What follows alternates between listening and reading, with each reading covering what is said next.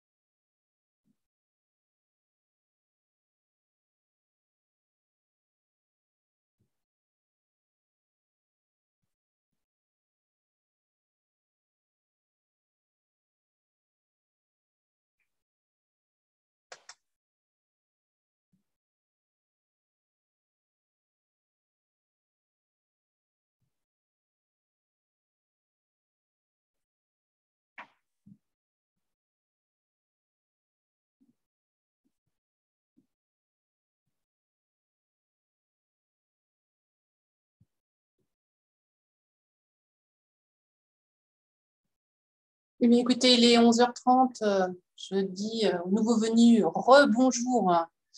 Bonjour et merci. Merci beaucoup de vous être inscrits à ce webinaire de rentrée du FOD qui vous présente un guide attendu sur les coûts des formations multimodales et qui a été en fait un long travail d'un groupe de travail. Donc, vous verrez un certain nombre de représentants à ce webinaire. Je voyais une petite question passer, effectivement, le replay du webinaire ainsi que la présentation sera mis en ligne sur le site du FOD à l'issue du webinaire ou dans la journée. Voilà, donc nous avons une heure devant nous pour vous présenter ce guide qui vient d'être mis en téléchargement sur le site du FOD avec un petit formulaire de contact. Donc, c'est un long travail qui a abouti en juillet. Nous sommes vraiment très fiers tous de pouvoir vous le présenter à la rentrée.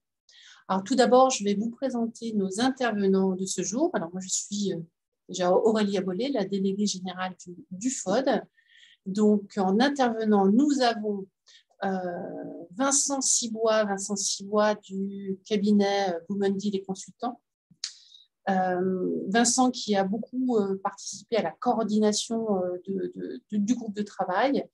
Et Vincent est consultant et juriste formateur au cabinet Boumendi.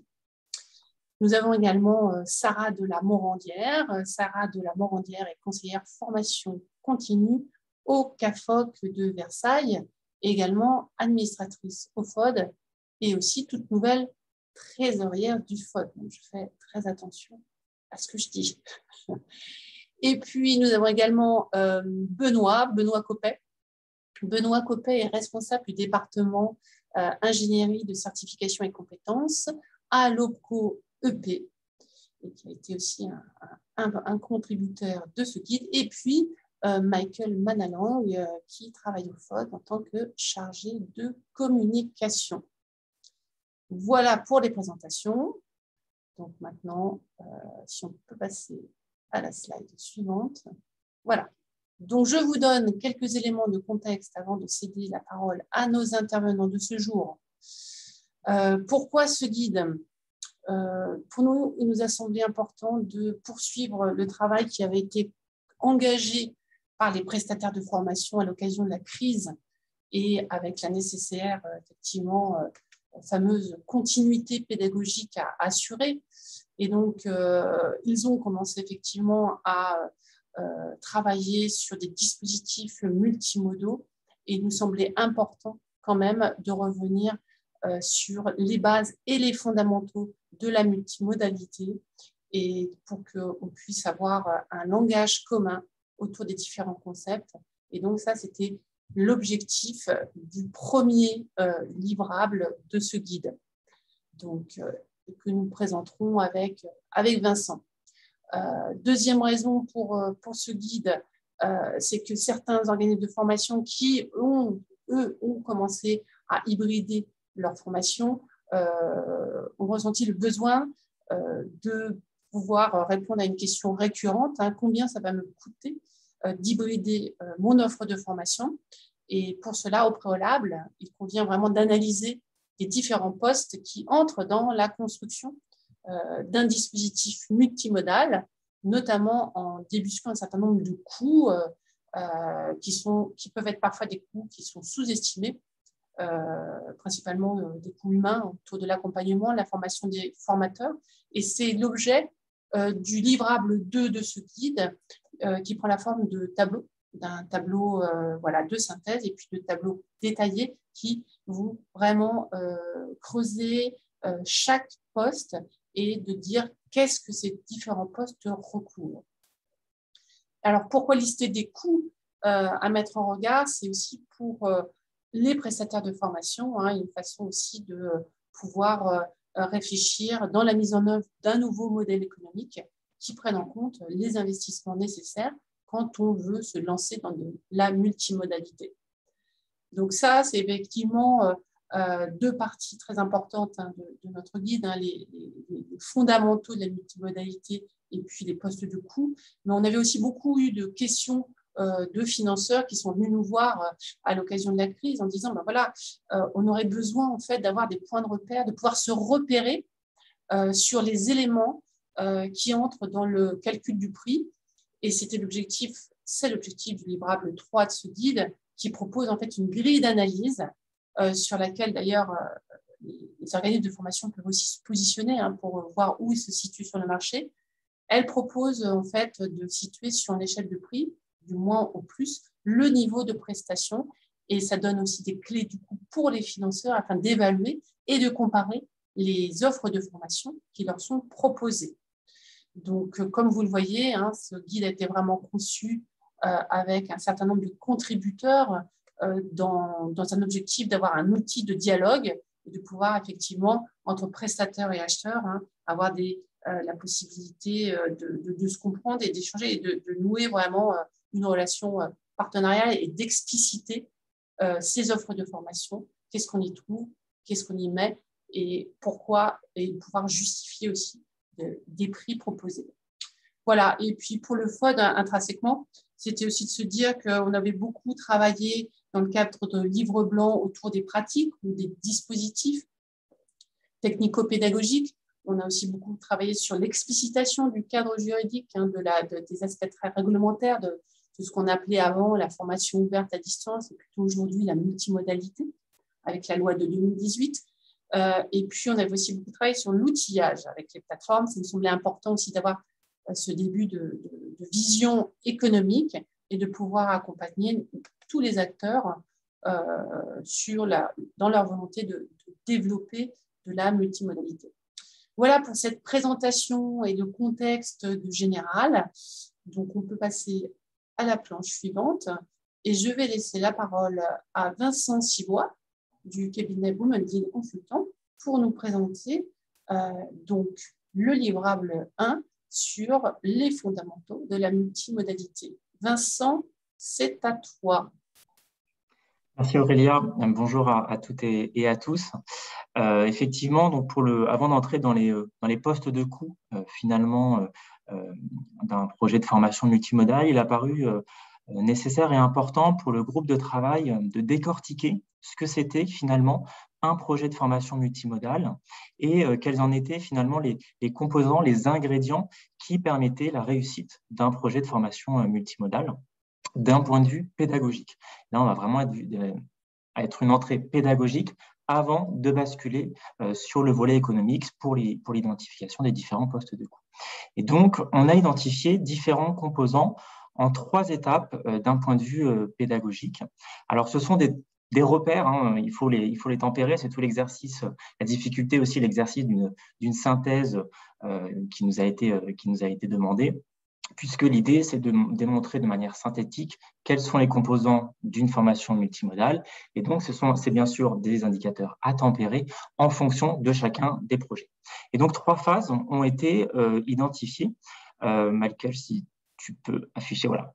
La première phase, donc, ça va être l'amont de la formation, très simplement avec une distinction entre l'ingénierie de formation, qui va être la conception, l'adaptation de la formation en fonction des objectifs de la formation, qui vont être finalement les objectifs globaux du parcours de formation, et puis l'ingénierie pédagogique, qui va être finalement tous les différents scénarios, le séquençage avec les moyens pédagogiques, techniques et d'encadrement de la formation. Et cela va déterminer ensuite 3 autres, du coup, familles d'ingrédients, si on peut dire, en amont de la formation, qui vont être les modalités pédagogiques, le degré de personnalisation et le degré du collectif. Alors derrière, on entend quoi? Les modalités pédagogiques, ça va être le présentiel, la formation présentielle, mais également la formation présentielle enrichie avec notamment l'usage d'outils digitaux, la formation distancielle, à distance avec l'entraînant, qu'il soit en ligne virtuellement, en direct ou en différé, en synchrone ou asynchrone, et puis l'hybride qui vient du coup mixer les modalités du présentiel et du distanciel, autrement appelé blended learning. L'autre sous-famille en amont de la formation de composants, c'est le degré de personnalisation. Ça va permettre justement de dire jusqu'où on va en termes d'individualisation, de personnalisation de la formation en fonction du ou des stagiaires. Et ça va être un élément déterminant justement pour le prix de la formation. Plus on va personnaliser, plus on va individualiser la formation, plus nécessairement le prix de la formation risque d'être élevé. Alors, modulo l'effet de masse qu'on peut avoir éventuellement derrière en termes de développement. Et puis, le troisième ingrédient phare, finalement, ça va être le degré du collectif en amont de la formation. Est-ce qu'on va organiser des regroupements ou pas? Et du coup, ça va être également un élément à prendre en compte au moment de la conception de la formation. Et ces 3 sous-familles en amont de la formation vont en fait finalement déterminer le pendant de la formation et ce qui va se passer pendant la formation. Avec tout au long du pendant de la formation, du déroulement de la formation, les 3 piliers qui sont donc le suivi tout au long du parcours de formation qui va être nécessaire pour que le projet multimodal respecte les exigences de qualité et également de financement. Tout le volet également assistance, qu'elle soit technique, pédagogique notamment, et puis l'accompagnement, qu'il soit professionnel, formatif ou pédagogique. Et pendant la formation, vont se jouer également en termes de composants du projet de formation multimodale, tout le travail de préparation, d'animation et de suivi. Alors, on a bien distingué ces 3 temps différents pour notamment le formateur et également parfois le concepteur ou des personnes qui vont suivre la formation, qui sont bien 3 temps différents et qui vont également derrière déterminer le coût de la formation multimodale selon si on ajoute plus de suivi ou pas, si la personne qui va préparer est la même personne qui va animer, et bien évidemment la préparation ou l'animation va être totalement différente, qu'on soit en présentiel ou en distanciel. La posture du formateur est également du coup un poste de coût à imaginer ensuite. Le lieu, bien évidemment, qu'il soit à domicile, en entreprise ou en organisme de formation ou dans un tiers-lieu qui vont se développer également. L'équipement matériel, logistique va être un composant important d'un projet de formation multimodal. Tout ce qui va permettre l'interaction également entre le formateur et l'apprenant. La diversité des activités, avec tout un langage du coup informatique et de différentes solutions qui sont possibles. Et d'ailleurs, ça me fait dire que cette infographie, vous allez pouvoir la retrouver sur le site internet du FOD pour les adhérents. Vous allez avoir une version interactive et commentée qui est réservée donc aux adhérents du FOD. Et vous pourrez voir du coup la diversité justement des activités et des langages derrière au niveau des activités qui sont proposées.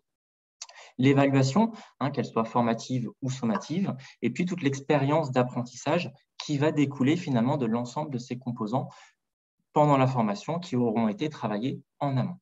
Et puis ensuite, il y a la préformation finalement, l'aval de la formation, avec l'édition des documents obligatoires, dont notamment le certificat de réalisation, les éléments de preuve et de réalisation du parcours, les feuilles d'émargement, activités, travaux, les relevés de connexion, le certificat d'assiduité, etc.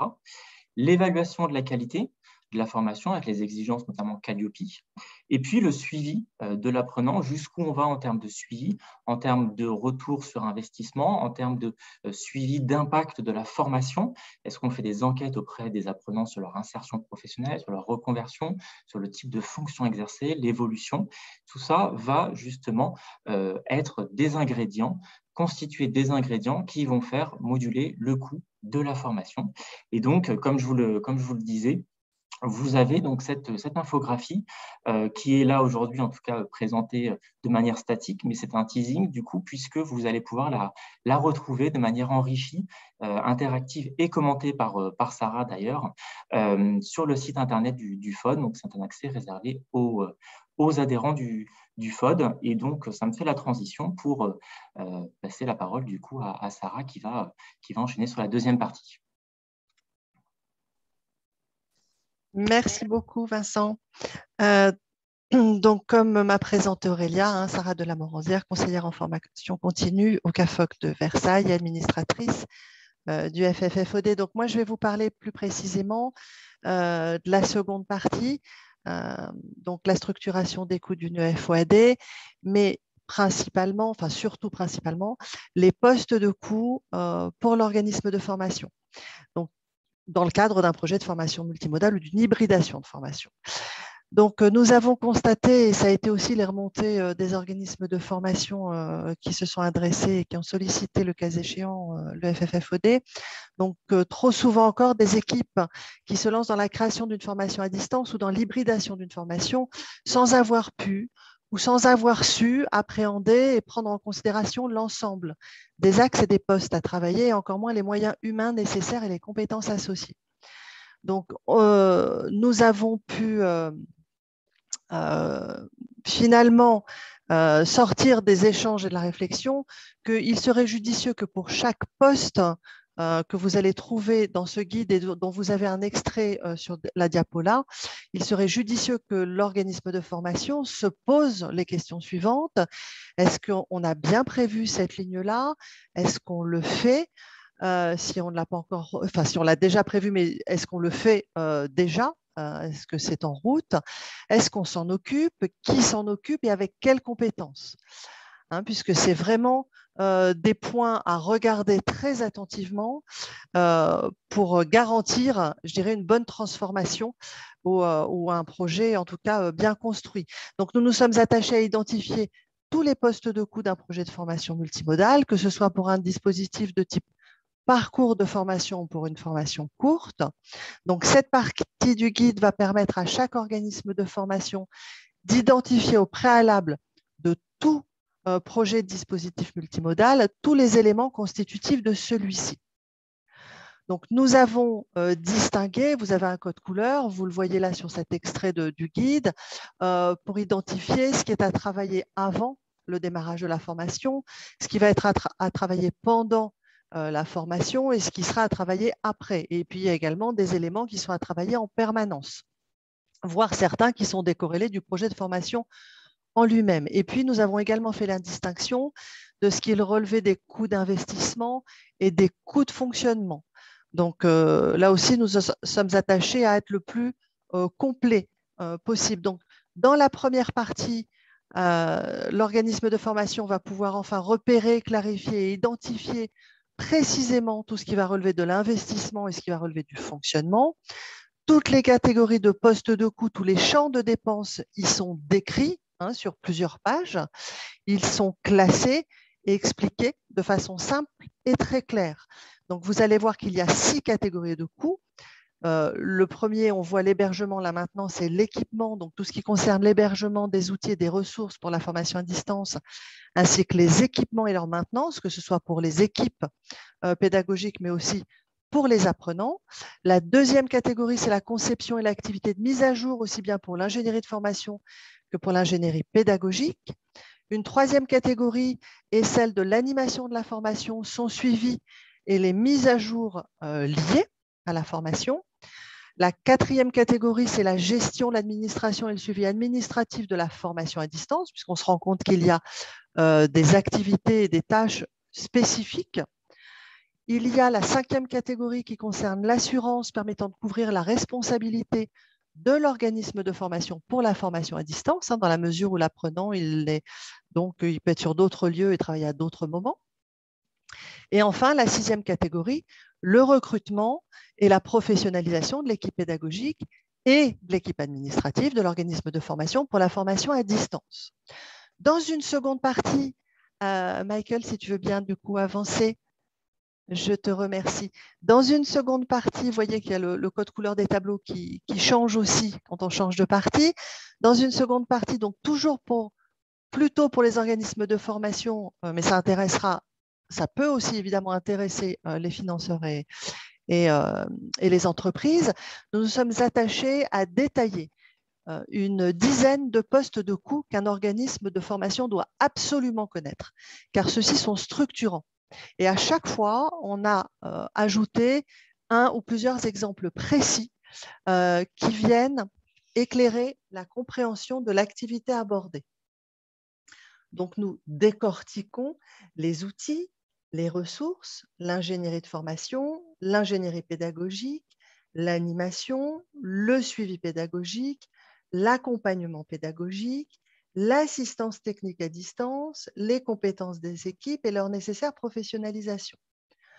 Donc, cette partie du guide va permettre à chaque organisme de formation vraiment de mesurer, d'organiser, de réaliser toutes les actions nécessaires, voire indispensables pour la conception d'une formation à distance ou l'hybridation d'une formation, et également lui permettre d'expliquer aux clients et aux financeurs ce que recouvre le prix de la prestation de formation, notamment en ce qui concerne les postes cachés, c'est-à-dire toutes les lignes de coûts pour l'organisme de formation que le financeur et que le client ne voient pas de leur place. Donc, nous avons voulu, par là, ce faisant, aider les organismes de formation, les clients et les financeurs à se comprendre. Du coup, ça permet de faire l'enchaînement. Mon propos permet de faire l'enchaînement avec la partie qui va intéresser plus les financeurs. Donc, je redonne la parole du coup à Aurélia à ce moment-là. Merci Sarah. Oui, donc juste pour vous préciser, donc côté financeur, on avait Christophe Jourdain qui travaille pour la région Normandie et qui a participé en binôme d'ailleurs avec Sarah sur le travail autour des coûts et ces tableaux, différents tableaux, qui malheureusement a dû s'excuser, ne pouvait pas venir aujourd'hui car il est souffrant. Donc, on a décidé quand même de maintenir le webinaire et c'est Vincent et Sarah donc, qui se chargent du coup, de la présentation de sa partie. Sa partie correspond au livrable 3 sur la grille d'analyse côté financeur pour leur permettre d'avoir des points de repère et comparer les différentes offres de formation qui leur sont proposées. Michael, si tu veux bien passer la slide suivante. Et je laisse la parole à Vincent. Merci. Alors oui, effectivement, d'un projet à un autre, pour le même objectif de formation, selon finalement l'ensemble des composants, des ingrédients du projet de formation qui vont constituer le parcours de formation, que ce soit le degré de personnalisation, le degré d'interaction, l'accompagnement, l'outillage éventuellement nécessaire pour mettre en place ce projet. Finalement, les projets de formation multimodale vont évoluer en termes de tarifs. Et il nous a paru intéressant au niveau du groupe de travail de proposer une grille d'analyse permettant justement à la fois aux financeurs pour pouvoir évaluer et regarder quel était finalement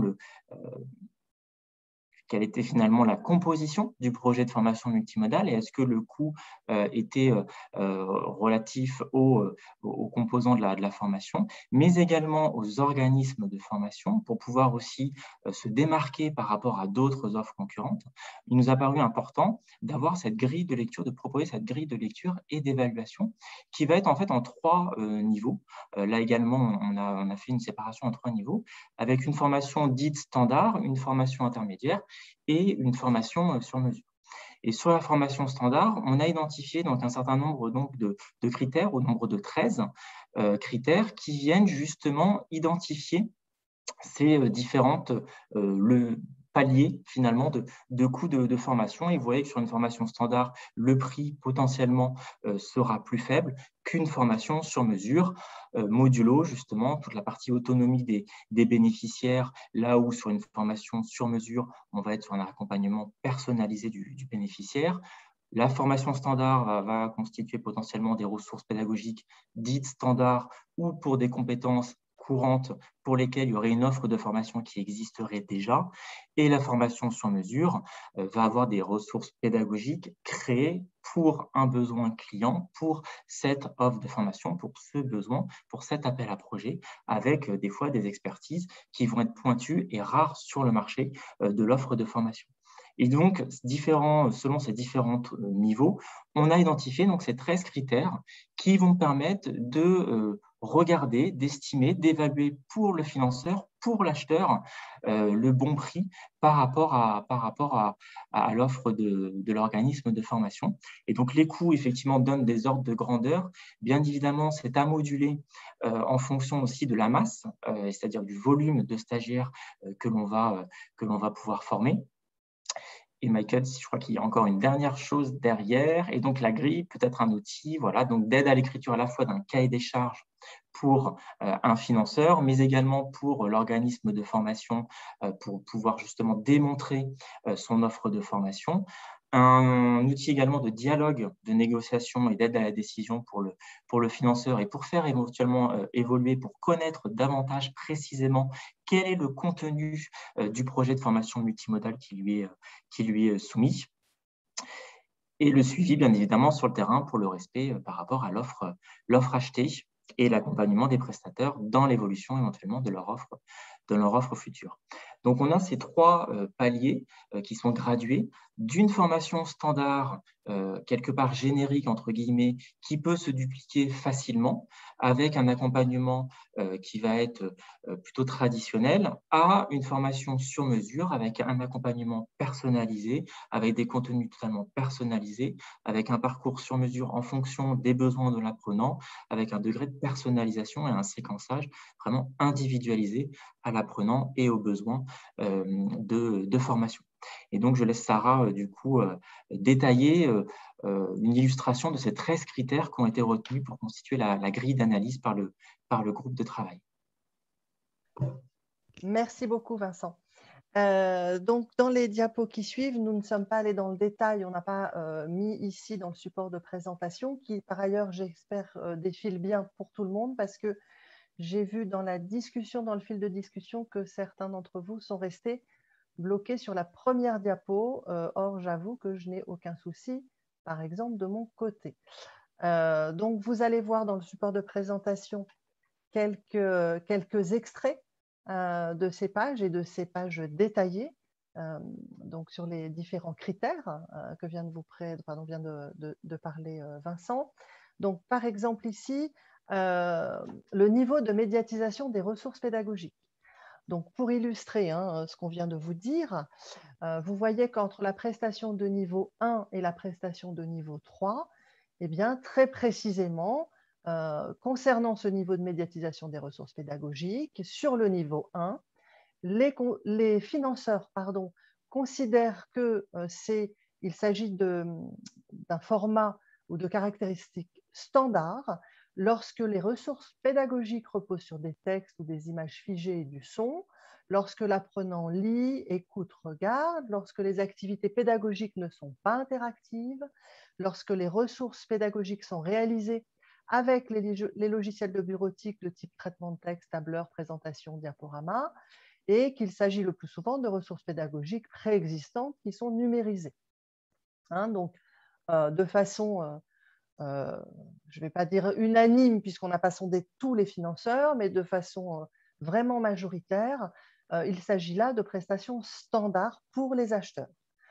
À l'opposé, donc à l'autre bout de l'échelle, une présentation de niveau 3, donc plus dans le sur-mesure ou plus spécifique, avec avec des caractéristiques plus particulières, donc pour lesquelles les financeurs entendent que le prix soit dans une autre fourchette.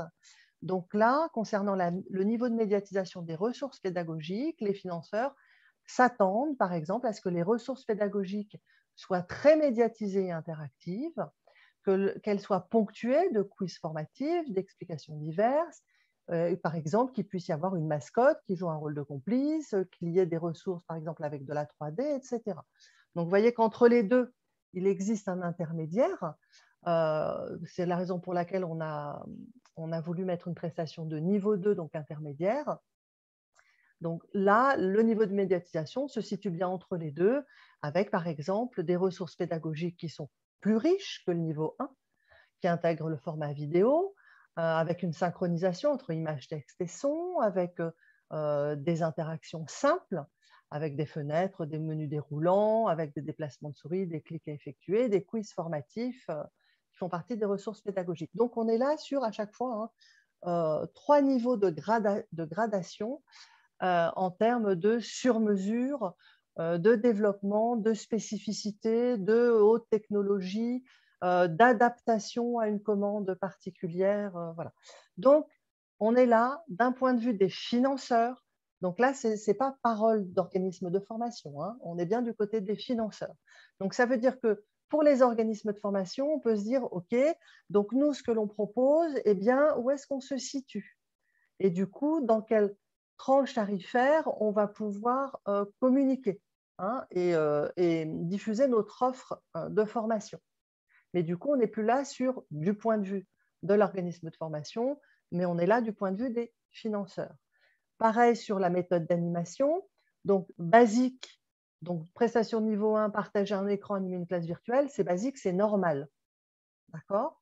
Pour un financeur, ça ne vient pas justifier, ça ne peut pas justifier un tarif élevé, par exemple, entre 2 offres concurrentes. Au niveau intermédiaire, faire travailler en mode collaboratif sur des espaces dédiés, ce n'est pas le NEC plus ultra, on voit bien que c'est le niveau intermédiaire pour les financeurs. Et le niveau vraiment supérieur, donc qui viendra, on comprendra que le tarif soit du coup vraiment plus élevé entre 2 offres concurrentes.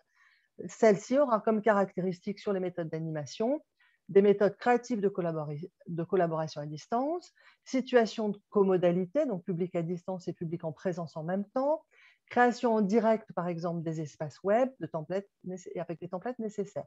Donc là, ça ne se veut pas exhaustif, hein. On est bien sur des exemples, et comme l'a présenté Vincent sur le propos introductif de cette partie, il s'agit là d'éléments qui doivent permettre aussi à l'organisme de formation et aux financeurs de rentrer en communication sur, ben voilà, on vient expliquer pourquoi notre tarif c'est celui-là, on vient mettre en avant ce qu'en tant qu'organisme de formation, on propose et qui serait spécifique par rapport à une offre standard.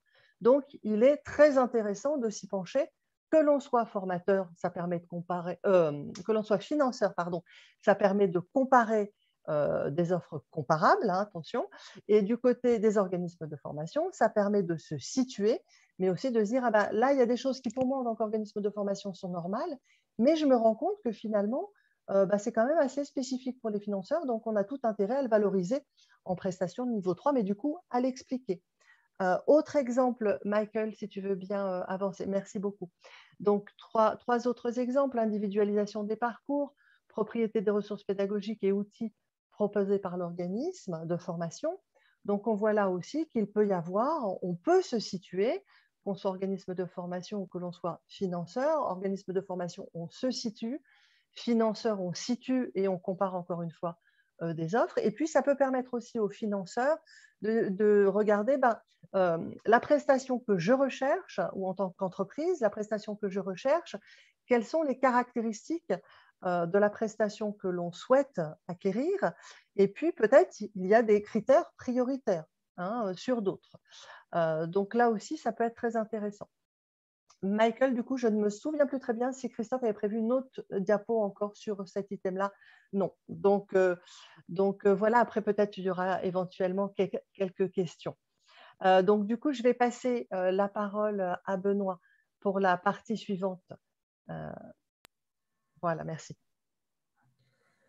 Merci Sarah, bonjour, bonjour à toutes et tous. À l'occasion en fait, des échanges et des groupes de travail qui ont présidé à la création de ce guide, on a eu l'occasion de pouvoir lever, identifier un certain nombre d'idées reçues.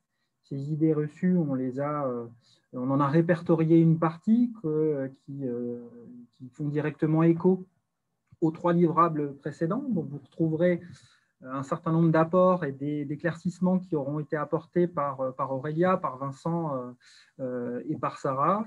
Vous envoyez dans le cadre de la présentation de ce webinaire, vous envoyez les intitulés. Donc, je vais apporter quelques éléments de réponse à chacune des idées reçues. Donc, la première idée reçue que nous avons eu à traiter, c'est que une formation à distance se déroule principalement en dehors du temps de travail.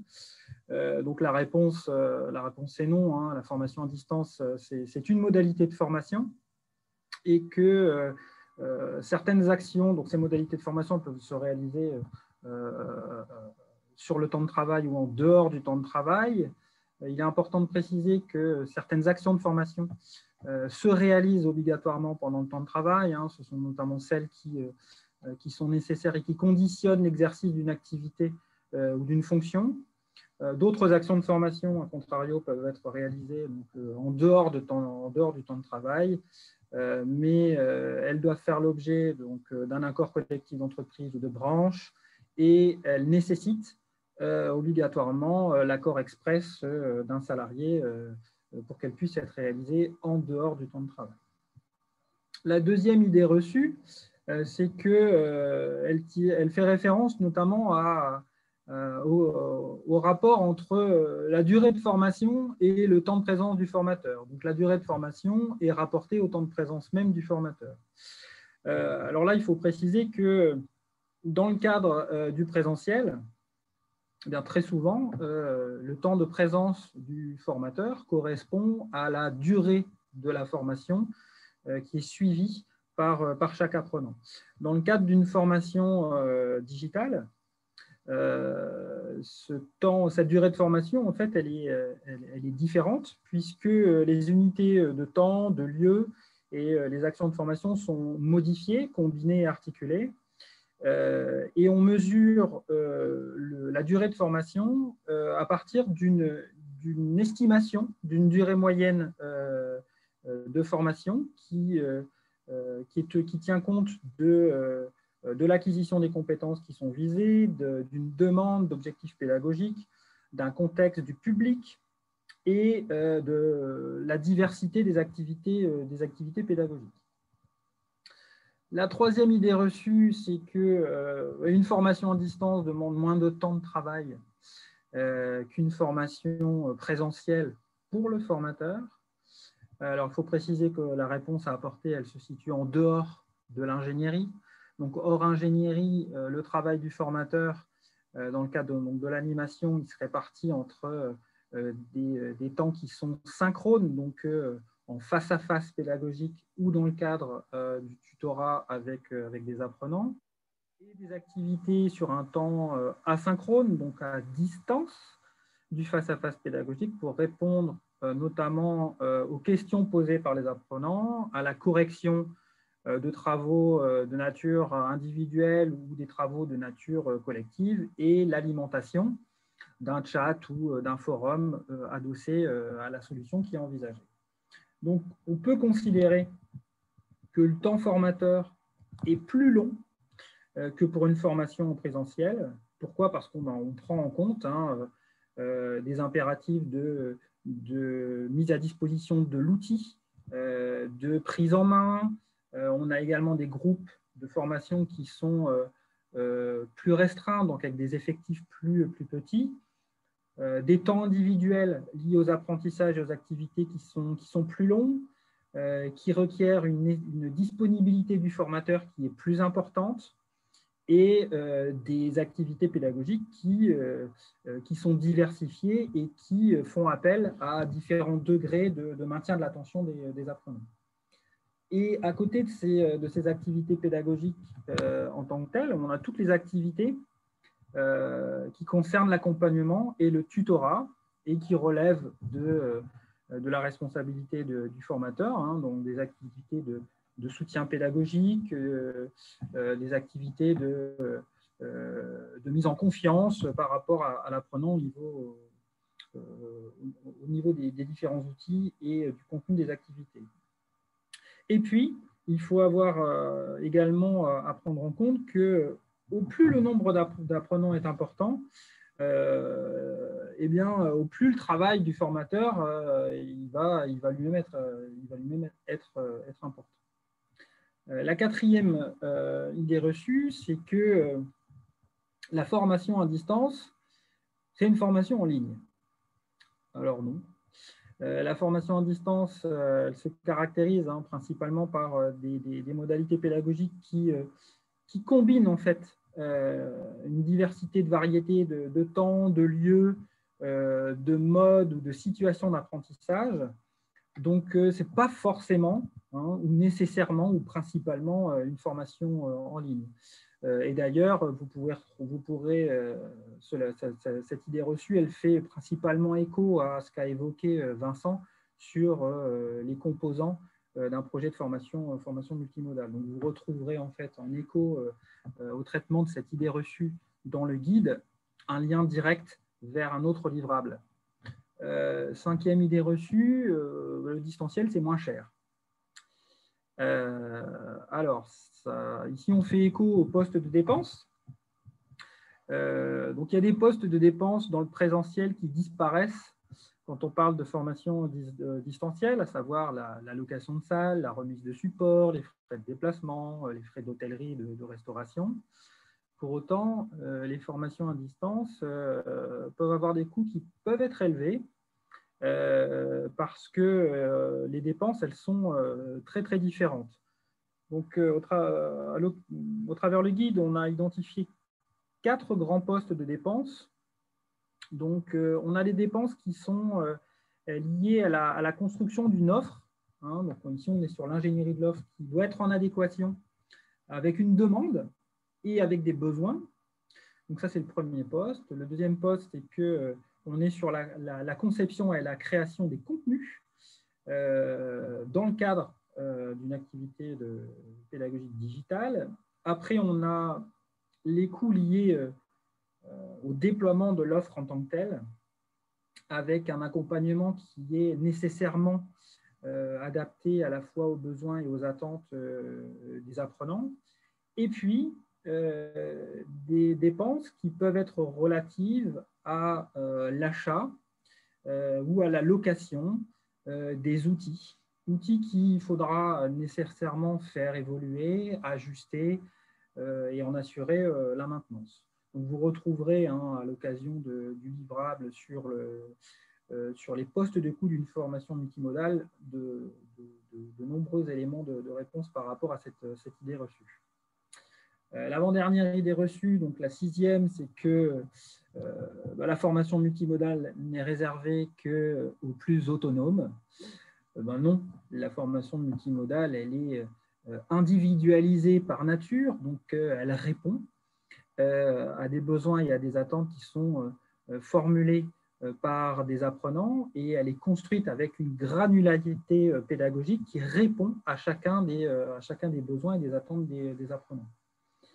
Enfin, la dernière idée reçue, la formation multimodale n'est pas adaptée aux formations techniques où la maîtrise du geste professionnel est nécessaire. Et ben là aussi, c'est faux. Hein. La dimension multimodale, la formation multimodale, c'est la combinaison en fait de différentes modalités d'apprentissage, que ces modalités soient présentielles, à distance, mais également en action de formation en situation de travail. Donc, un geste technique, il peut être traité d'un point de vue de la théorie, donc en présentiel. Il peut être abordé à distance avec la consultation de tutoriels vidéo ou de réalité virtuelle et faire l'objet d'une mise en situation, soit dans le cadre d'un plateau technique, soit directement au poste de travail. Voilà. Donc, vous retrouverez l'ensemble des éléments de réponse à ces différentes idées reçues dans le 4e livrable du guide. Et je transmets le relais à Aurélia avant les réponses aux questions. Merci, merci Benoît. Je pense que cette présentation vous a donné quand même un aperçu de la richesse des travaux emmenés par le groupe de travail sur ces différentes thématiques et du travail qui a été fait vraiment en coopération entre les différents contributeurs qui peuvent être des financeurs ou des organismes de formation ou des gens qui travaillent dans le conseil. Donc, c'était quand même effectivement des discussions très enrichissantes. Maintenant, ce que je vous propose, effectivement, c'est de passer aux questions. Alors, je vais commencer par la question suivante. Oui, donc je pense que c'était au début du webinaire. Quelqu'un nous a posé la question, pouvez-vous illustrer la notion de posture du formateur? Donc, je pense que ça fait référence au livrable 1 sur les fondamentaux, les bases de la multimodalité. Qui souhaite prendre la parole pour en parler? La posture du formateur étant considérée comme effectivement également un poste de coût. Je te propose de prendre la main là-dessus, vu que c'était le Vincent, à toi. Oui, alors effectivement, comme disait d'ailleurs Benoît, le temps de la formation n'équivaut pas au temps de travail du formateur, qui sera nécessairement plus conséquent. De la même manière, selon le projet, selon les modalités pédagogiques, les modalités de suivi qui auront été programmées au début lors de la conception de la formation, la posture du formateur ne sera pas la même. Je prends un exemple, un formateur qui peut être très bon, par exemple, en présentiel, aura peut-être des difficultés ou a besoin d'un temps plus important pour avoir éventuellement se faire enregistrer, être filmé et faire une formation à distanciel qui ne vont pas forcément aller chercher les mêmes ressources, les mêmes compétences. Et donc, du coup, sa posture et son temps va être également différent par rapport à ce qu'il a l'habitude de faire. Par exemple, il a l'habitude de faire des formations en présentiel. Et s'il se retrouve devant un objectif, seul, face caméra, sans aucun retour, sans pouvoir palper finalement le ressenti ou les émotions des différents stagiaires, forcément, sa posture ne va pas être la même. Il va devoir mettre plus d'énergie aussi par rapport à pouvoir justement convaincre la personne qui sera peut-être seule derrière son écran. Et du coup, le temps pour justement consacré à cet objectif de formation va potentiellement être plus important également, puisqu'il va falloir peut-être qu'il fasse une prise, une deuxième, une troisième, etc., qu'il s'exerce. Et donc, c'est un ingrédient finalement qui va influencer le projet de formation, tant dans sa conception, dans sa phase de conception, qu'ensuite dans sa phase de déploiement.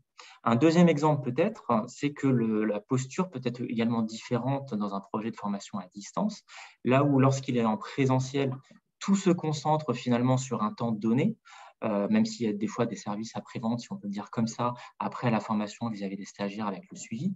Là, dans une formation à distance, ça va être beaucoup plus étalé sur le temps.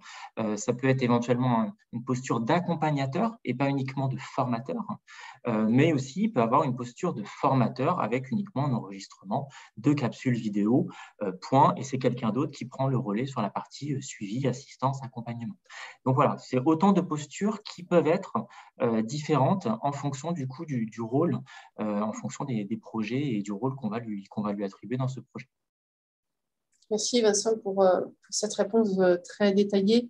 Ce qui nous amène peut-être effectivement à rebondir sur une autre question qui nous est parvenue de quelqu'un qui nous demandait, mais est-ce qu'on avait des chiffres ou à minima des ordres de grandeur pour étayer notre grille de synthèse sur les postes de coût? Donc, on en a beaucoup parlé, nous, de dire est-ce qu'on doit mettre des échelles, des chiffres. Et je laisse peut-être Sarah nous dire un petit peu quelle a été la réponse du groupe de travail. Alors, effectivement, sur cette question qui taraude tout le monde régulièrement, tant financeurs qu'entreprises, qu'organismes de formation, eh bien, nous avons convenu qu'il serait beaucoup plus raisonnable de ne pas donner de chiffres parce que dans la réalité, il y a, vous voyez, sur la grille des comparatifs, nous avons 13 thématiques, donc déjà 13 champs de variantes, de variables concernant les caractéristiques d'une formation multimodale, d'une formation à distance. Et en plus, cette liste n'est pas exhaustive. Chaque ligne, chaque caractéristique donc est une variable et nous avons ensuite en supplément, je dirais, des variables inhérentes au public, aux apprenants. Ce qui fait que ça nous a amené à la conclusion suivante, qui est que si on donne des chiffres, de toutes les façons, il y aura toujours des cas de figure où, ah ben non, on a donné un chiffre, mais en fait, c'est différent pour telle et telle raison, pour tel et tel facteur. Donc, nous nous sommes trouvés, et dans la réalité, hein, nous sommes dans l'impossibilité de donner un chiffre ou de donner une fourchette. Par contre, ce que l'on pourra faire, ça sera donner des exemples, et ça, on le fera ultérieurement. Peut-être Aurélia, je ne sais pas si tu en parles après ou j'en parle tout de suite. Vas-y. D'accord. Puisqu'on poursuivra ce travail au sein du FOD et avec évidemment les adhérents et des témoins, on fera appel à des personnes, des organismes, des structures, peut-être vous, si vous le souhaitez, pour venir témoigner de, bien voilà, pour nos organismes de formation, voilà dans quelle fourchette nous nous trouvons pour tel type de formation qui a telle caractéristique, dans tel contexte, face à telle commande. Et puis, donc, il pourra y avoir plusieurs témoignages avec des exemples variés, du coup. Et également du côté des financeurs, on va être intéressé là aussi pour des témoignages. Et bien, voilà ce que nous avons acheté, voilà quelles étaient les caractéristiques de notre commande et voilà pour quel contexte. Donc là aussi, il y aura plusieurs témoignages. Ce qui fait que, pour l'instant, vous donnez des chiffres. On pourrait vous dire, bah oui, sur le principe, on va donner des chiffres à vue de nez ou on a comparé dans les offres existantes que l'on peut trouver sur Internet ou des remontées. Ça se situe, une offre de formation, on va se situer entre 5 € de l'heure stagiaire à, je fais exprès de donner des chiffres complètement hypothétiques, à 150 € de l'heure stagiaire. Oui, très bien. Et alors, on fait quoi de ces éléments-là? Donc, vous voyez bien qu'ils n'ont de sens que dans un contexte précis avec des caractéristiques précises. Voilà. Pour continuer, poursuivre sur… donc, c'était une question qui est revenue plusieurs fois, notamment dans le chat, effectivement. Et Sarah, tu as très bien expliqué pourquoi, effectivement, nous ne souhaitions pas, nous ne pouvions pas, nous n'étions pas en mesure de toute façon de sortir des chiffres qui puissent vraiment être représentatifs. Une autre question alors, qui revient plutôt sur le tableau détaillé autour des différents postes de coûts qui entrent dans une création, une constitution d'un dispositif multimodal, avec une personne qui nous demande: le poste recherche et développement est-il intégré? Donc, la réponse est a priori non, parce que c'est quelque chose de beaucoup plus large. Et là, c'était encore un débat qu'on a eu en interne, de se dire qu'est-ce qu'on va mettre dans les postes de coût? Est-ce que c'est des postes spécifiques ou des postes qui seront plus généraux? Donc, peut-être là-dessus aussi, Sarah ou Vincent. Ok.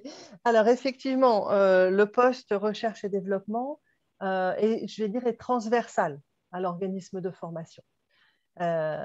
Pour concevoir un dispositif ou une nouvelle formation, oui, l'activité recherche et développement va être nécessaire. Mais l'activité recherche et développement, pour un organisme de formation, c'est un champ d'activité transversal et à part entière. Ce n'est pas propre à une prestation. Voilà la raison pour laquelle ce n'est pas pris en compte dedans. Merci. Sur la grille, alors là, on est passé une question plutôt sur le livrable à destination plutôt principalement des financeurs, qui est la grille d'analyse, avec un participant qui nous demande qu'effectivement, ça reste une grille d'analyse un peu posée, figée, comme toute typologie, on n'entre pas dans toutes les cases, et qui nous fait cette remarque suivante: il me semble qu'on peut avoir des ressources pédagogiques standards, du coup, dans la partie voilà, N1, la première partie, avec un accompagnement spécifique, apprendre à apprendre, qui serait plutôt du coup une prestation plus. Qu'en pensez-vous? Vincent, au hasard.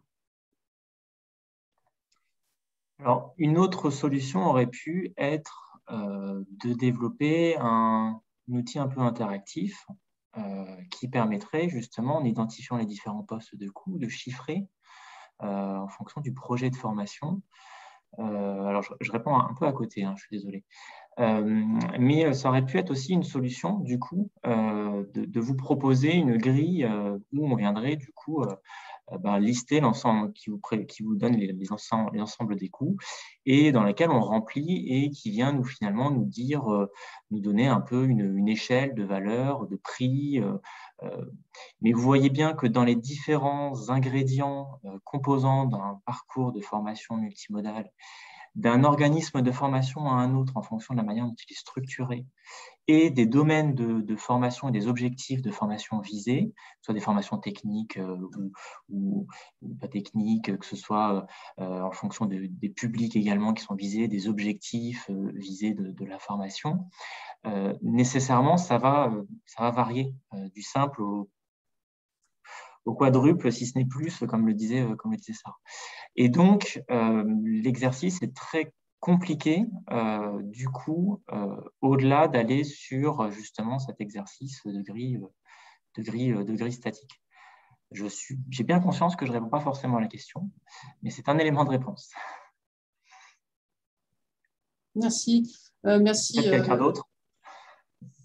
Non, mais je pense qu'il n'y a pas grand-chose de plus à ajouter. Sarah, tu veux dire un mot là-dessus? Oui, simplement, et ça rejoignait du coup aussi une question d'Anne Duquer qui disait est-ce que les critères sont croisables? Oui, on comprend bien que du coup, les critères sont tout à fait croisables. Je l'ai peut-être dit un petit peu vite tout à l'heure, mais c'est aussi tout l'intérêt du document, c'est-à-dire que le financeur, l'acheteur, peut prendre cette liste de critères, par exemple, encore une fois, qui n'est pas exhaustive, pardon, et dire, quelles sont les priorités, quels sont les critères, les caractéristiques que nous mettons prioritaires pour la prestation que nous souhaitons acheter, et du coup, à partir de là, construire un cahier des charges, une commande, si vous voulez. Du coup, on peut se trouver effectivement avec une individualisation extrêmement poussée jusqu'à une personnalisation de la formation, hein, vraiment totale, pour autant avec très peu d'outils techniques. Hein, ça aussi, c'est possible. Donc, on voit bien, ne serait-ce qu'avec cet exemple-là, que oui, les critères, on peut les croiser, évidemment. C'était juste ça, je voulais rajouter. Pardon. Donc, croisons les critères. Là, je vais poser plutôt la question qui s'adresse plutôt, à mon avis, à Benoît, puisqu'elle s'adresse plutôt aux financeurs, avec une personne qui nous dit, mais voilà, le système de notation des acheteurs de formation, notamment au regard du prix proposé, va certainement induire des offres FOAD plutôt basiques. Est-ce qu'il y a vraiment un lien entre le système de notation et du coup le niveau de l'offre de FOAD retenue? Benoît.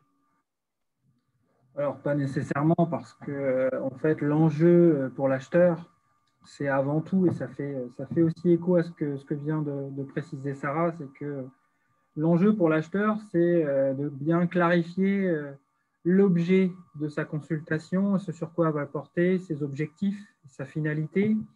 Et tant qu'il n'est pas au clair, il ne va pas pouvoir proposer les critères de sélection, les critères de notation qui sont